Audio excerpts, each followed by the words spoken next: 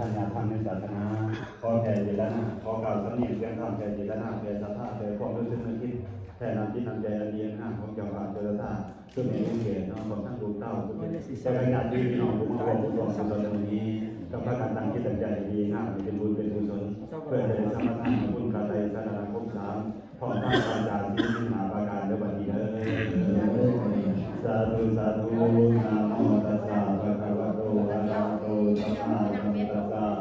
นะโมตัสสะภะคะวะโตอะระหะโตสัมมาสัมพุทธัสสะนะโมตัสสะภะคะวะโตอะระหะโตสัมมาสัมพุทธัสสะสาธุนะโมตัสสะภะคะวะโตอะระหะโตสัมมาสัมพุทธัสสะนะโมตัสสะภะคะวะโตอะระหะโตสัมมาสัมพุทธัสสะนะโมตัสสะภะคะวะโตอะระหะโตสัมมาสัมพุทธัสสะพุทธังสรณังคัจฉามิ สาธุพุทธังสรณังคัจฉามิ ธัมมังสรณังคัจฉามิ สาธุธัมมังสรณังคัจฉามิ สังฆังสรณังคัจฉามิ สาธุสังฆังสรณังคัจฉามิ ทุติยัมปิพุทธังสรณังคัจฉามิ สาธุทุติยัมปิพุทธังสรณังคัจฉามิ ทุติยัมปิธัมมังสรณังคัจฉามิ สาธุทุติยัมปิธัมมังสรณังคัจฉามิ ทุติยัมปิสังฆังสรณังคัจฉามิ สาธุทุติยัมปิสังฆังสรณังคัจฉามิ ตาติยัมปิพุทธังสรณังคัจฉามิ สาธุทุติยัมปิพุทธังสรณังคัจฉามิ ตาติยัมปิธัมมังสรณังคัจฉามิ สาธุตติยัมปิธัมมังสรณังคัจฉามิ ตาติยัมปิสังฆังสรณังคัจฉามิ สาธุตติยัมปิสังฆังสรณังคัจฉามิ ติสรณาคัมมังนิพิตา สาธุปัสสะหะพันเต ปานาติปาตาเวรมณีสิกขาปะทังสมาธิยามิ ปานาติปาตาเวรมณีสิกขาปะทังสมาธิยามิ อาทินนาทานาเวรมณีสิกขาปะทังสมาธิยามิ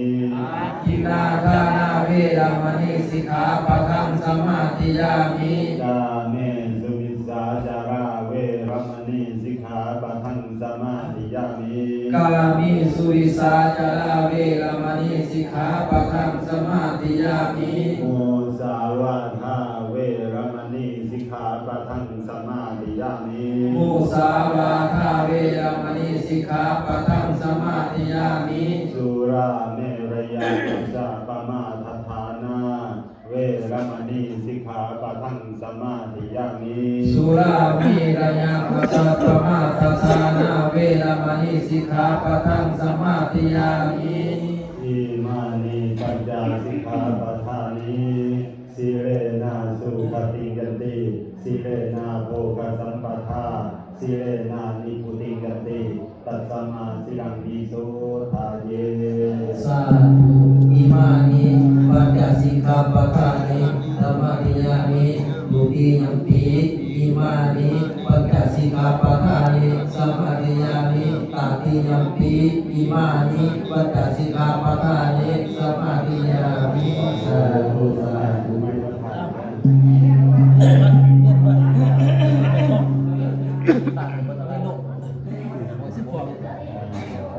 แล้วก็ว่านี่ทานมันนี่กับยาทานมันนี่เด้อทานไม่เด้อทานคำเนียงเสียงธรรมเบิดแล้วเนาะถูกในร้านยามันนี่เนาะเอาว่าต่อเขาไปเด้อเอามาเป็นไปเอาไปให้คำเนียงเสียงธรรมตามใจกระเทือนสติบ่ให้ประมาทในชีวิตในตั้งคิดตั้งใจทางเฮ็ดคุณงามความดีนำกันเนาะแต่จะได้ปรารถนาสิ่งต่อปรารถนาได้บุญได้กุศลจะได้คุณอันประเสริฐประทิประใจต้องตั้งเกียรติหน้าร่มของตัวเองให้ดีเนาะถ้าบ่ตั้งเกียรติหน้าแล้วมันก็ไม่ได้มาเลยเนาะแต่มาใส่ความเกียรติหน้าตั้งใจที่ตั้งใจท่านนั่นเนาะไปของไหนให้ผู้เป็นเราแบบนี้ก็เพื่อดีให้จิตใจน้อมมาดูมาพูดให้ด้วยให้คุณให้คุณงามความดีตั้งเป็นท่านให้เกิดไปทุกข์เกิดที่ใจโยนี้เพราะว่าคุณนั้นพวกนี้เราต้องมีผู้ร่วมที่กระแสร่วมคุณงามความดีทำให้มีความที่คุณพ่อเราแบบนี้ความไม่ร้ายเลยแต่มันไม่เป็นเรื่องหน้ามาทำเนาะเป็นหน้าเรา เป็นลูกถ้าเป็นลูกเป็นประพันธ์ยืนของเขาแลนเป็นพ่อเพื่อจำได้เห็นได้ก็ได้มาจากนั้นก็จะเห็นแล้วเป็นพ่อกันได้มาจากนั้นก็เป็นกันได้แต่ความรู้สึกในความคือกายสบายใจน้อยอาจจะไม่ได้ขาดอาจจะเทียบใจอันท่าเทียบไม่ละมั้งมันเบิดตาขาดมันบดทาดกระถิ่นเนาะธรรมดาแน่นอนยังไม่ไฟจะได้ไม่ติดถงเลยไม่ติดถงเลยอย่าไปจุดได้ของที่จำได้แน่อยู่ได้เนี่ยเนี่ยมันติดถงนี่ไผ่มานับเนาะก็ติดถงด้วยเพราะว่าหมักมัดเนาะแต่นี้ตั้งใจแล้วตามพอถ้าว่าจะไม่มัดเนาะเรียกว่าการสวายพระพุทธเจ้ากองคาถาเนี่ยโหเป็นบ้านมาจากภาษาที่แม่รู้เจ็ดเนาะในการแม่พ่อเรียนสอนเนาะเป็นอะไรบางตั้งอย่างที่เนาะกับตั้งที่ตั้งใจแล้วปฏิบัติใจเที่ยงเลยแล้วแต่เรียนได้ดีแล้วแต่ว่าเขาเนี่ยต้องพูดนะว่าไหนอยากมันพูดใจอยากมันพูดใจจริงไปสอนนะเขาจะต้องใจดูน้องเสียเขาต้องใจกระลุกนั่นดูน้องเสียน้องใจเสียกับเสียใจก็คือกันใจเสียไปเสียใจนี่เราต้องแค่นี้เลยใจเสียนี่เลยนะโอ้โหวันแต่เดือนนะที่เดือนที่สองโอ้ยจบที่ไม่ยังแล้วจะมาเท่ากันวันนี้ก็หลายหมู่หลายวันหลายวันหลายท่านตามเมื่อไรพักเขาก็ปัจจุบันใจในการยุบยันเข้าเนื้อเก่าเท่าเนื้อหัวเลยผู้ใดยุบพอไว้ก็ได้นอกผู้เฒ่าแกนวันนี้วันตามดังตามของในผู้เฒ่าซ้ำเถื่อสัญญาเงินเป็นบุญเทวาฝ่าดินทั้งหลายเป็นสกีปัญญา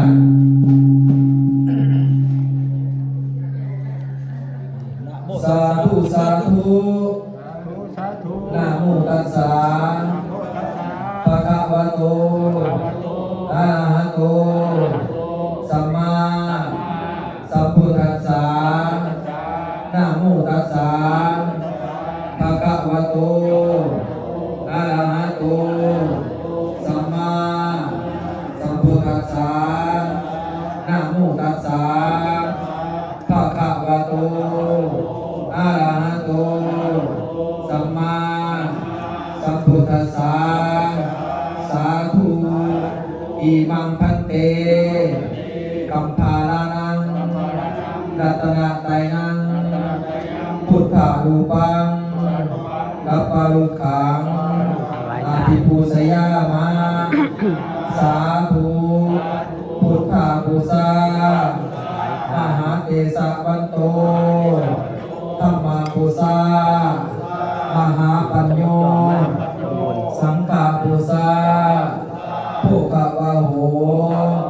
ยิอัมมะกันนัตถาทิขะละตังอัฏฐายะนิตายะปัตโยโหตุสาธุสุทินังปัตมีทานังทานังมีปาริสุทังอาสาวะขายะวะหังนิพพานาสังฆตังโหตุตุติยัมปีสุทินังปัตติทานังทานังมีปาริสุทังอาสาวะขายะวะหังนิพพานาสังฆตังโหตุตติยัมปีสุทินังปัตติทานังอาสาวะขายะวะหังนิพพานาสังฆตังโหตุอนาคเตกาเลวัตถุทานที่พวกกน้อยได้ให้ดีแล้วขอเป็นวัตถุทานอันบริสุทธิ์ด้วยความสิ้นไป จากกิเลสเครื่องรองสังขารหน้าท่านันนี้อานุโมทามิภานามิปาริสุทธังนิพพานังปรมังสุขังพวกกันหน่อยทั้งหลายขอน้อมถวายพวกกันหน่อยทั้งหลายนี่ความยำใสยินดีในทานการให้ของขอให้สำเร็จจงถึงซึ่งความสิ้นไปจากกิเลสเครื่องรองสันดาน